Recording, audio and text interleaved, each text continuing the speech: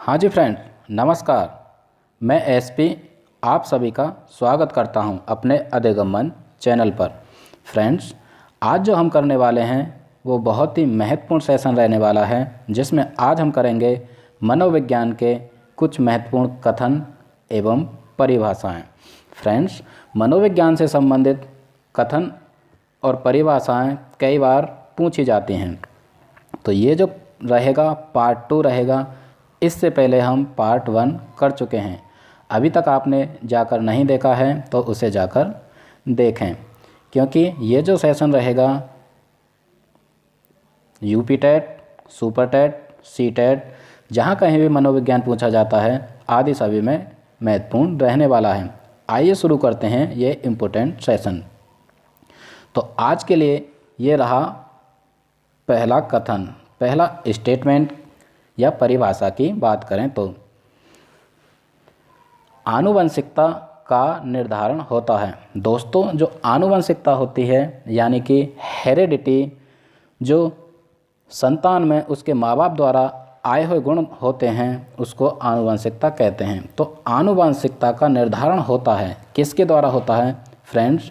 तो आनुवंशिकता का जो निर्धारण है वो होता है जीन्स द्वारा। ठीक है, तो ये रहा पहला कथन। इसके साथ चलते हैं दूसरे की यदि हम बात करें तो आनुवंशिकता होती है। आनुवंशिकता दोस्तों यानी कि हेरिडिटी।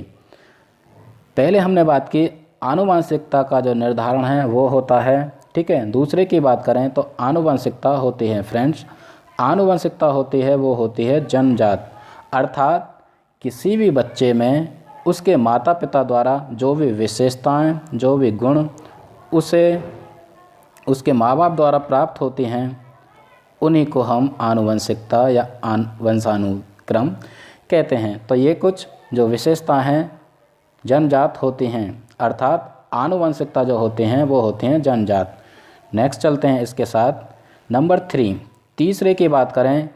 आनुवंशिकता एवं वातावरण दोनों एक दूसरे के डैश होते हैं। आनुवंशिकता और वातावरण की बात करते हैं मनोविज्ञान में दोस्तों, तो ये एक दूसरे के होते हैं। क्या होते हैं? तो ये फ्रेंड्स एक दूसरे के पूरक होते हैं, एक दूसरे से अंतः संबंधित होते हैं। कुल मिला के किसी भी बच्चे के विकास को पूर्ण रूप से दोनों प्रभावित करते हैं, तो दोनों की अंतःक्रिया होती है। तो फ्रेंड्स, तीसरे कथन की हमने बात की, आनुवंशिकता एवं वातावरण दोनों एक दूसरे के पूरक होते हैं। इसके साथ चलते हैं अगला नंबर 4। नंबर 4 बहुत ज़्यादा इम्पोर्टेंट है, ठीक है। तो यहाँ पे हम लिखेंगे यानी वेरी इम्पोर्टेंट। ये बहुत ज़्यादा इम्पोर्टेंट है, कई बार पूछा गया है। ये एक परिभाषा है दोस्तों, वंशानुक्रम व्यक्ति की जन्मजात विशेषताओं का पूर्ण योग है। यह कथन है, दोबारा से देखिए क्योंकि ये बहुत ज़्यादा इम्पोर्टेंट है, यूपी टेट में कई बार पूछी गई परिभाषा है। वंशानुक्रम व्यक्ति की जन्मजात विशेषताओं का योग है। जो वंशानुक्रम है किसी भी व्यक्ति की जन्मजात, जो उसे जन्म से मिली हुई विशेषता होती हैं, उनका पूर्ण योग होता है। तो यह कथन किसका है दोस्तों? यह कथन है VN झा का, ठीक है। तो इसे आप नोट कर लीजिए।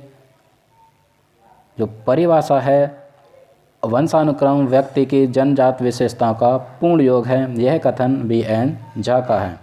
इसके साथ चलते हैं नेक्स्ट नंबर 5। आनुवंशिकता को एक डैश सामाजिक संरचना माना जाता है। आनुवंशिकता को कैसी संरचना माना जाता है? तो फ्रेंड्स, आनुवंशिकता जो है एक स्थिर यानी कि कांस्टेंट संरचना है, जो माता पिता द्वारा प्राप्त उनकी संतानों में आए हुए गुण या विशेषताएं होती हैं, जैसे बच्चे के आँखों का रंग, बच्चे के बालों का रंग आदि, सभी ये आनुवंशिक विशेषता होती हैं। नंबर 6, लड़का या लड़की होना निर्धारित होता है। फ्रेंड्स, लड़का या लड़की होना किसके कारण निर्धारित होता है? तो ये रहेगा नर शुक्राणु द्वारा। फ्रेंड्स, जैसा कि आप सभी जानते हैं, फीमेल की बात करें तो XX क्रोमोसोम्स पाए जाते हैं, मेल की बात करें तो XY क्रोमोसोम्स पाए जाते हैं। तो इन क्रोमोसोम्स, इन गुणसूत्रों के द्वारा ही लड़की होना या लड़का होना बच्चे का निर्धारण होता है। ठीक है, तो ये था नंबर 6। इसके साथ चलते हैं नंबर 7। नंबर 7 की बात करें तो बहुत ज़्यादा महत्वपूर्ण है, कई बार पूछा गया है यूपी टेट में। वातावरण वह बाहरी शक्ति है जो हमें प्रभावित करती है। यहाँ पे बात की गई है फ्रेंड्स, वातावरण की परिभाषा है, वातावरण हमारे चारों तरफ की वह बाहरी शक्ति है जो हमें प्रभावित करती है। किसने कहा था? ये जो परिभाषा है या फिर ये जो कथन है किसका है? वातावरण वह बाहरी शक्ति है जो हमें प्रभावित करती है। तो फ्रेंड्स ये रॉस महोदय का है, ठीक है, इन्होंने ये परिभाषा दी है, कई बार पूछी गई है, इसलिए वेरी वेरी वेरी इम्पोर्टेंट हो जाता है। इसके साथ चलते हैं नेक्स्ट नंबर 8। नंबर 8 की बात करें, सामान्य संयुक्त कोशिका में गुणसूत्रों के जोड़े होते हैं। सामान्य संयुक्त कोशिका की बात करें तो उसमें जो गुणसूत्र होते हैं कितने होते हैं, कितने जोड़े होते हैं? यहाँ पे जोड़ों की बात की गई है। तो फ्रेंड्स 23 जोड़े गुणसूत्र होते हैं सामान्य कोशिका की यदि हम बात करें। यदि बात करने लगे इसी के साथ साथ एक स्वस्थ मानव में कितने टोटल यानी कि कुल जो गुणसूत्र हैं कितने होते हैं, तो फ्रेंड्स वो रहेंगे 46 यानी कि 46। टोटल गुणसूत्रों की बात करें तो 46 होते हैं, यदि जोड़ों की बात करें तो 23। नेक्स्ट चलते हैं नंबर 9। संतान को पिता से जीन प्राप्त होते हैं, तो कितने % जो जीन हैं पिता से प्राप्त होते हैं किसी भी बच्चे को, तो फ्रेंड्स वो होते हैं 50% यानी कि 1/2।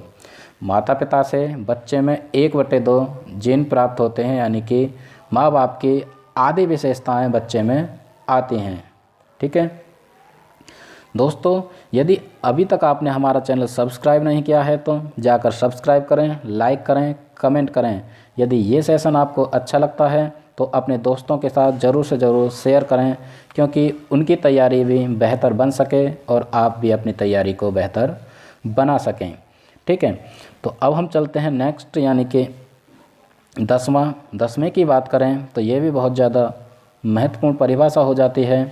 नंबर 10 स्पेस यानी कि डैश के अनुसार। ये जो परिभाषा है किसके अनुसार है? बालक का विकास, आनुवंशिकता एवं वातावरण का गुणनफल है। किसी भी बच्चे का जो विकास होता है वो आनुवंशिकता एवं उस बच्चे के वातावरण जहाँ पर वो पैदा हुआ है, जहाँ पर वो जीवन यापन कर रहा है, यानी कि उन दोनों का गुणनफल होता है।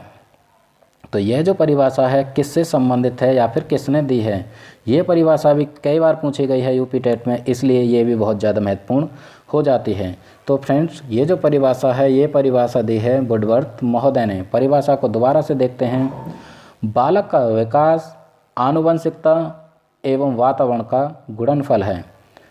तो किसी बच्चे का जो विकास है उसका निर्धारण उसकी आनुवंशिकता एवं वातावरण के गुणनफल से होता है। ठीक है, तो ये जो परिभाषा है बहुत ज़्यादा इम्पोर्टेंट हो जाती है, इसलिए इसे भी हम इम्पोर्टेंट लिखेंगे। तो यहाँ पे कई 1-2 परिभाषाएं, आई थिंक 3 परिभाषाएं हमने डिस्कस की जो बहुत ज़्यादा महत्वपूर्ण हैं। हम जो कुछ स्टेटमेंट और परिभाषाएं हमने यहाँ पे सेलेक्ट की हैं बहुत ज़्यादा महत्वपूर्ण हैं।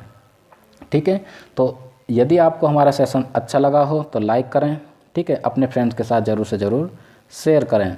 तो फ्रेंड्स इस हमारे सेशन को देखने के लिए आप सभी का धन्यवाद।